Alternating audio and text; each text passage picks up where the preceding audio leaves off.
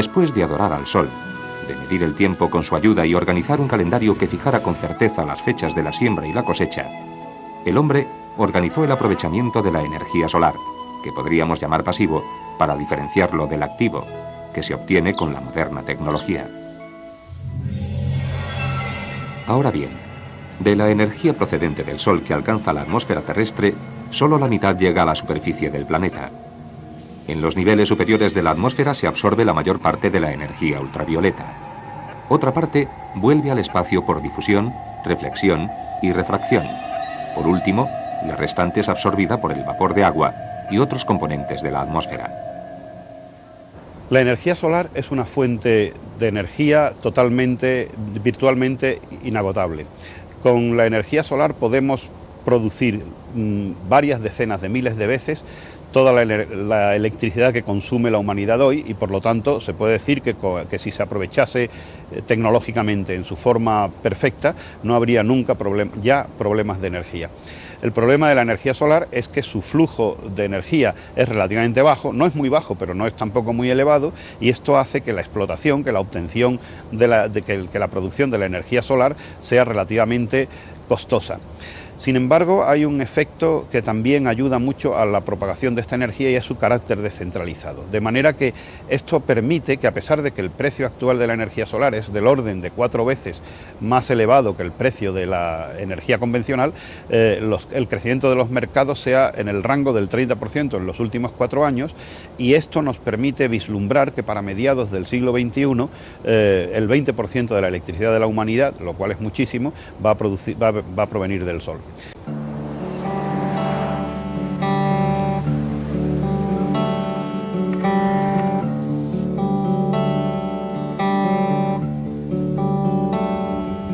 Fueron los campesinos los más avariciosos organizadores del aprovechamiento pasivo de la energía solar, conocedores de su influencia en el crecimiento de las plantas y en la maduración de los frutos. Buscaron en su orientación y en su pendiente la mejor disposición de los cultivos a la radiación. Pero el más eficaz intento de aprovechar la energía solar para la producción de alimentos son los invernaderos.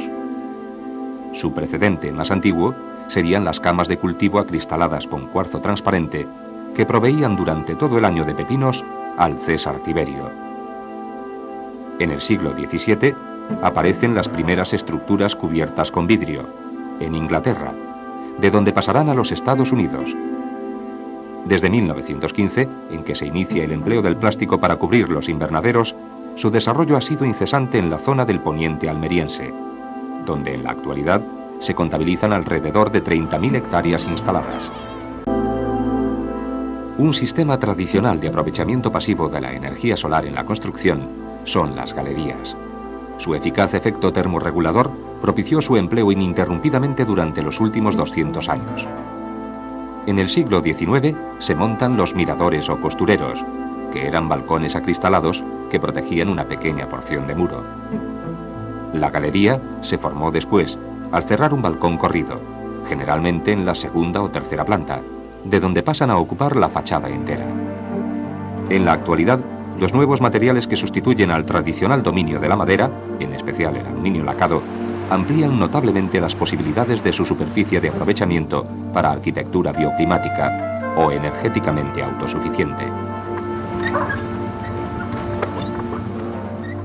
Pero las posibilidades de la bioclimática en la construcción van mucho más allá del empleo de las galerías tradicionales y afectan al diseño completo de la vivienda, desde su orientación y definición de volúmenes hasta la selección del color de las superficies o la elección de materiales.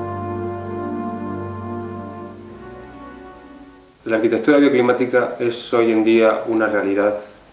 Es una arquitectura necesariamente adaptada al entorno, que permite reducciones en la demanda energética de la vivienda superiores al 50% sin sobrecoste adicional frente a la arquitectura convencional. La correcta elección de diseños y materiales posibilita versatilidad de formas y estilos sin olvidar la reducción del impacto medioambiental añadida.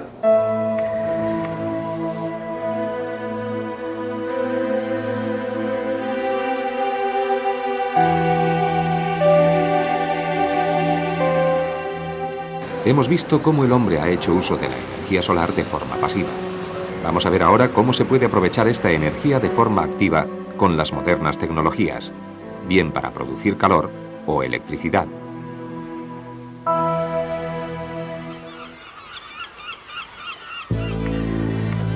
Para la conversión térmica o transformación de la energía solar en calor, se emplean tres tipos de sistemas: de baja, de media y de alta temperatura. Los sistemas de baja temperatura emplean unos paneles o colectores planos, formados por una placa captadora o receptora, de un material, cobre, acero inoxidable o incluso plástico, capaz de recoger el calor de la radiación. Para aumentar su eficacia se suelen pintar o recubrir electrolíticamente de negro.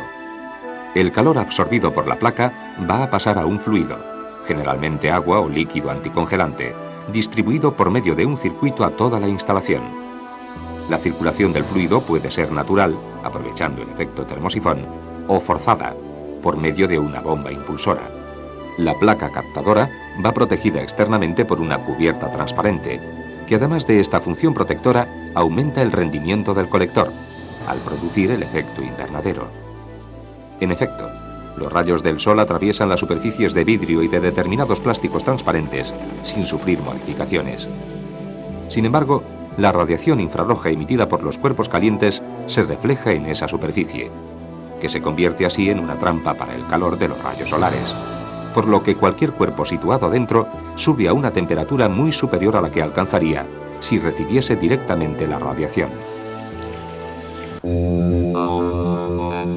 Para el aprovechamiento de la energía solar a media temperatura se emplean los llamados colectores de concentración, porque concentran la radiación del sol en una pequeña superficie hasta alcanzar temperaturas del orden de los 300 grados centígrados, suficientes para la producción de vapor, que a su vez se puede aprovechar para producir electricidad o directamente en procesos industriales. Para su correcto funcionamiento, los colectores de concentración necesitan estar permanentemente dirigidos al sol mediante un dispositivo de seguimiento solar. En Almería existen 3 campos de colectores, que han sido ensayados para producir el vapor que acciona un grupo turboalternador en una planta desalinizadora. Para obtener temperaturas superiores a los 300 grados centígrados, que permitan la producción eléctrica a gran escala, se ha desarrollado la tecnología de torre central con campo de heliostatos, de la que España es pionera. En la planta CESA 1 de Almería, los grandes espejos móviles reflejan la energía solar sobre un receptor fijo, central, situado en lo alto de una torre, que puede alcanzar temperaturas de fluido de 800 grados centígrados. La Plataforma Solar de Almería es un centro de investigación, desarrollo y demostración tecnológica en el campo de las tecnologías termosolares de concentración. Estas tecnologías lo que sirven básicamente es para producir electricidad en grandes cantidades de una forma limpia y que podrían contribuir al desarrollo sostenible del planeta. Un nuevo programa tecnológico con financiación de la Comisión Europea se está ensayando en la Plataforma Solar de Almería, el proyecto DIS, Direct Solar Steam. Su objetivo es la creación de una nueva generación de plantas termosolares, con colectores cilindro-parabólicos avanzados, y la generación directa de vapor en los tubos absorbentes, sustituyendo el aceite térmico por agua. El nuevo sistema aumentará el rendimiento en un 20% y reducirá los costes de inversión en el 15%. Se estima que el total de la superficie de colectores acristalados en funcionamiento en la Unión Europea es de 7.980.000 metros cuadrados, con datos de... Aunque se ha producido un aumento considerable, la contribución de la solar térmica no es relevante, por lo que en muchos países se conceden ayudas para su instalación. España es uno de los países europeos con niveles más altos de radiación solar. Los valores oscilan desde los 3,2 kilovatios hora por metro cuadrado y día de la cornisa cantábrica hasta los 5,3 kilovatios hora por metro cuadrado y día de la isla de Tenerife. Valores superiores a 5 kilovatios hora por metro cuadrado y día se pueden alcanzar en áreas de Andalucía, Castilla-La Mancha, Extremadura, Murcia, Valencia, Ceuta y Melilla. El despegue de la energía solar térmica se produjo a partir de los años 78 y 79. Entre los años 81 y 85 se instalaron 30.000 metros cuadrados al año. Después, el crecimiento se ralentizó.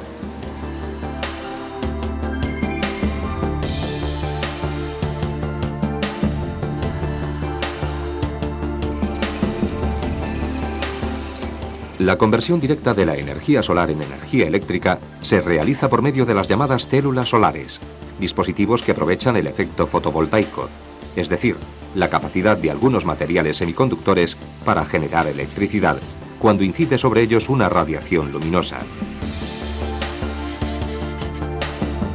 Una célula solar típica está constituida por una hoja de silicio de gran pureza, tratada químicamente con boro y fósforo, y con electrodos metálicos en las dos caras. Como los niveles de potencia que se pueden conseguir con una única célula son muy bajos, se agrupan en paneles, de manera que conectados en serie o paralelo, puedan obtener la tensión requerida para cada uso concreto.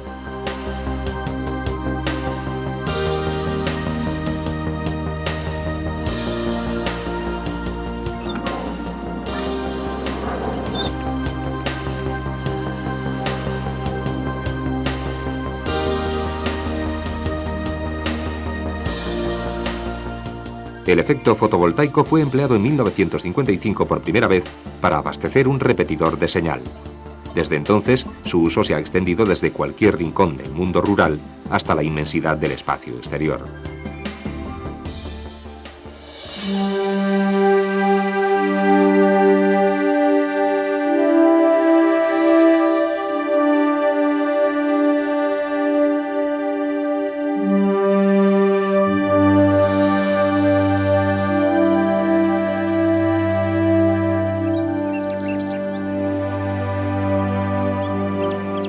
Pese a ser una de las energías renovables de más reciente aparición, la fotovoltaica se ha hecho presente en la vida cotidiana. Puede tener distintas aplicaciones según se trate de instalaciones aisladas o conectadas a la red eléctrica.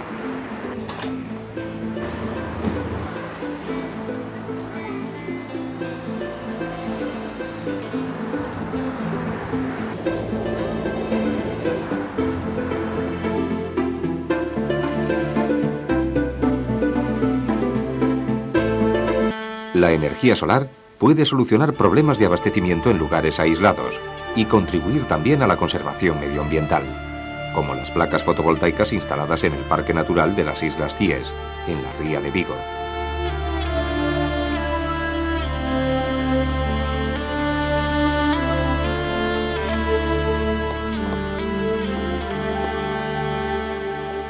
La que estamos viendo ahora es una estación fotovoltaica que tiene una potencia total de 12 kilovatios de potencia pico. Esta instalación suministra energía eléctrica a las casas dependientes de la Consellería actualmente de Medio Ambiente, antiguamente de Agricultura de la Xunta de Galicia.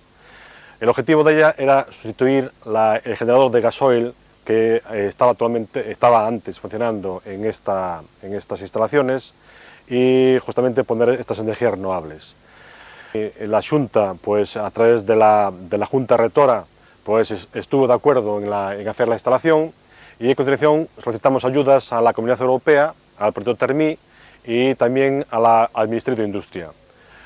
Ambas instituciones dieron su aprobación al proyecto y dieron su ayuda y por consiguiente con estas ayudas y más la aportación de la Consellería pues se consiguió realizar el proyecto.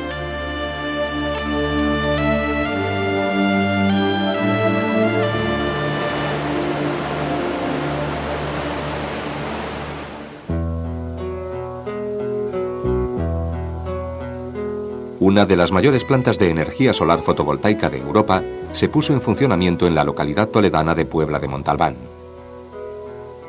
Está compuesta por 3 conjuntos de captación formados por células de alto rendimiento, de los cuales 2, el campo móvil y el campo fijo de paneles BP España, fueron puestos en marcha a finales de 1993, con una potencia máxima de 550 megavatios.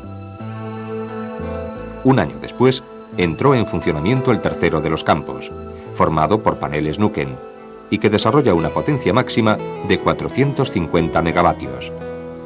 Es una planta del tipo conectado a red, sin sistema de acumulación, quiere decir que toda la energía recibida por los paneles es inyectada en la red y es capaz de abastecer energéticamente a unas 2.000 personas. A partir de 1996, la central fotovoltaica comparte algunos equipamientos con la central eléctrica de Castrejón, complementándose entre ellas, porque los momentos de mayor producción fotovoltaica son los de menor producción hidroeléctrica. La central hidráulica de Castrejón, perteneciente a Unión Eléctrica Fenosa, recibe las aguas del río Tajo y se alimenta la central a través de un canal de 18 kilómetros, el cual, además de alimentar la central, suministra agua para un sistema de riegos de la Confederación. La central hidráulica está equipada con 4 generadores y 4 turbinas de 24 MVA los generadores y de 27.100 caballos cada una de las turbinas. El tipo de turbina es tipo Kaplan y las producciones de la central está en una media de unos 140-150 millones de kilovatios año. La energía solar fotovoltaica presenta una implantación muy variable en los distintos países que componen la Unión Europea, en parte debido a la desigual distribución de la radiación solar en Europa. Sin embargo, pese a los condicionantes climáticos, destaca el gran desarrollo de Alemania, que va a la cabeza de la Unión. En España, la potencia de captación instalada alcanzaba los 8,6 gigavatios, en cuya distribución va a la cabeza Andalucía.